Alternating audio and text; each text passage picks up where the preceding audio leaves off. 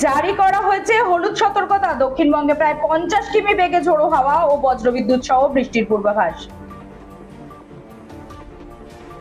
রাজ্যে আসছে 200 কোম্পানি বাহিনী। শেষ দফায় রাজ্যে ব্যবহার হতে পারে প্রায় 1000 কোম্পানি বাহিনী।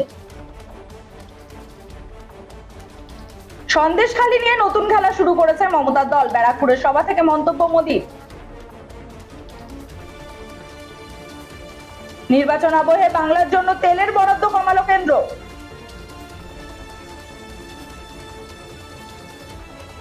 দল যার যার, ভোটার দিলীপ ঘোষেরই। শেষ লগ্নে 100% আশাবাদী দিলীপ। বাংলা ছেড়ে মুম্বাই পাড়ি অভিনেত্রীর, পাশাপাশি নজরে দক্ষিণ ইন্ডাস্ট্রি। আদ্রিত কৌশাম্বীর বউ ভাতের রাতে ইঙ্গিতপূর্ণ মন্তব্য মিঠাই রানীর। হামাস ইরান সংঘাতে জড়িয়ে পড়েছে বেঞ্জামিন সরকার। পাক অধিকৃত কাশ্মীরে জন অসন্তোষ, মারমুখী পাক পুলিশ ও আধা সেনা। এখনো সন্দেশখালি নিয়ে মিথ্যাচার করছেন প্রধানমন্ত্রী, মন্তব্য তৃণমূল সুপ্রিমোর।